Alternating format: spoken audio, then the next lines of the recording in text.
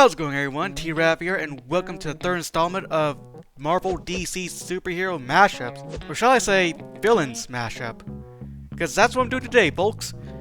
I'm going to be taking villains from both Marvel and DC, combining them together, and make a new-ish character.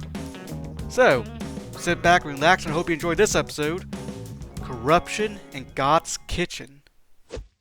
Wilson Cobblepot is a wealthy philanthropist and art tycoon, but he is hiding a dark secret in the city of Goth's Kitchen.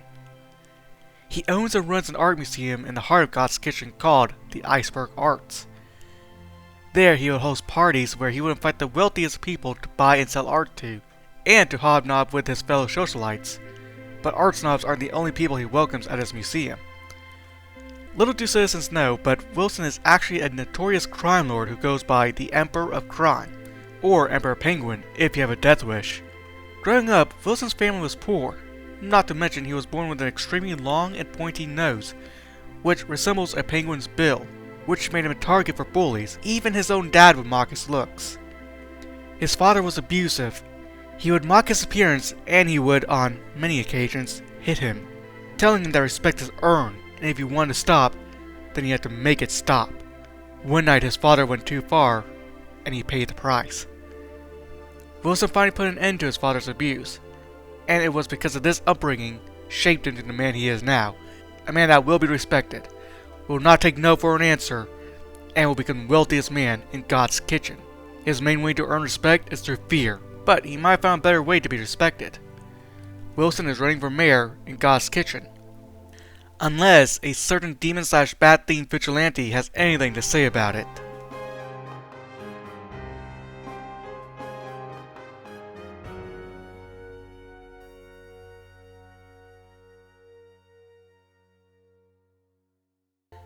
Lonnie Dent had a rough childhood. He was the only African American with albinism on his block. Not to mention he had an abusive father who was embarrassed by his son's appearance. This upbringing gave Lonnie intense mental health issues, but throughout all the odds, he managed to make a good life for himself. He befriended Bruce Murdoch at law school before Bruce gave up on being a lawyer to instead open Murdoch Industries to fund his crusade against crime. He became a lawyer at the age of 26 and never lost a case. Must have been from his lucky coin. But something felt off for Lonnie. Lonnie would, on many occasions, have blackouts where he could never remember what he ended up doing some nights. Turns out his mental health was worse than he thought. He had a split personality that was a hitman for Wilson Cobblepot, and he never knew.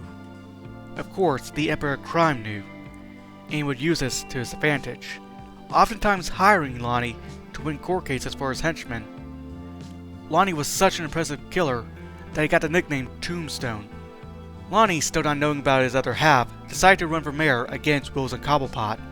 If only he knew the mistake he was about to make. Wilson's polls started to dip, and of course, he wasn't very happy about this. He wanted to send a message to his top hitman/lawyer, so he hired another one of his many assassins to scare Lonnie.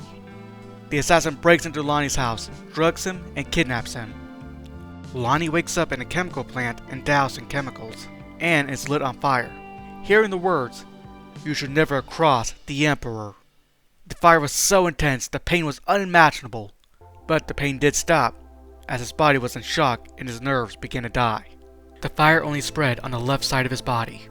He hears footsteps coming from the shadows. It was Wilson, and with a chuckle he said, "Looks like Tombstone is a two-faced crooked lawyer. Maybe we should call you Tombface from now on." He ordered his men to put him out, and warned Lonnie if he doesn't drop out of the race, he will burn his other side as well. Lonnie did just that. He dropped out of the race and never ratted out his attackers. This experience left him scarred in more ways than one.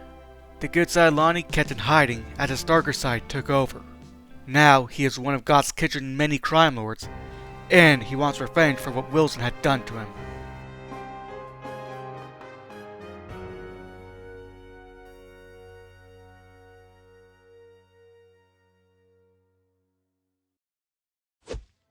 Edward Russo was born in an Italian-American family.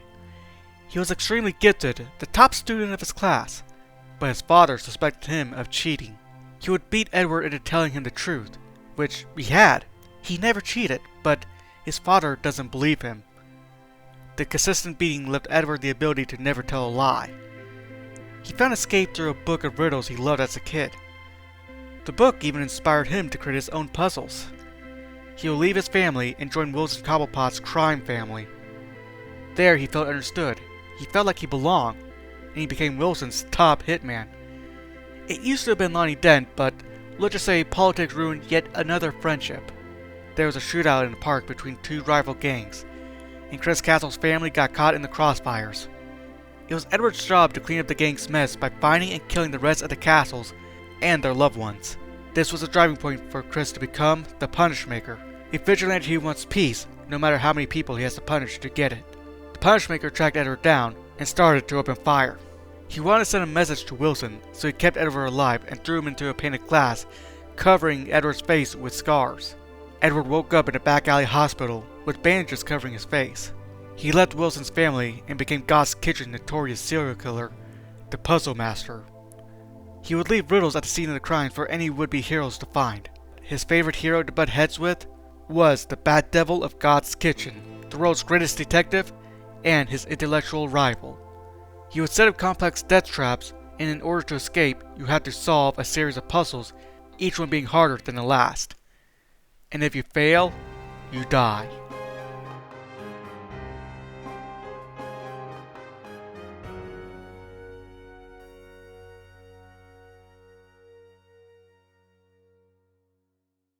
Lester Slade grew up in a foster home. As a kid, he would join a pee-wee baseball team, where he would excel. He was the best pitcher the team had ever had.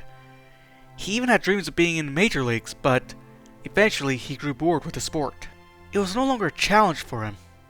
He asked the coach to pull him from the game, but the coach insisted that he plays. So Lester threw the ball, hitting the young batter in the head, killing him. This wasn't his first murder. The reason why he was put in foster care because he killed and faked his father's suicide. At age 16, Lester joined the United States Army by faking his age. He was given an experimental drug to sign off of the same serum given to Captain Gold, the super soldier from the future, to turn Lester into a super soldier as well. Something went wrong though, and Lester went into a coma. He woke up with newfound strength, stamina, and agility. This, mixed with his abilities to never miss a shot, made Lester into the perfect soldier. But that didn't make him invincible. He lost an eye while deployed, and that infuriated him. He was firing rounds on anybody he sees, doesn't matter if it was his teammates or civilians. Lester was eventually dishonorably discharged from the military, and would later be hired by Wilson Cobblepot, the Emperor of Crime, and the Mayor of Goth's Kitchen. Lester would cross paths with many heroes, even taking some of their lives, most noticeably Tatsunachio's, better known as Sai. He developed a rivalry with Devil Bat and his young ward, Nightweb. He tried on many occasions to persuade Peter Grayson to join him. He even threatened the lives of his friends, but he never succeeded. He would sometimes cross paths with Deadbug, an annoying mercenary who calls Deadeye a bootleg version of himself. But Lester calls Wade out on this, saying that he's older than him, so he's the ripoff.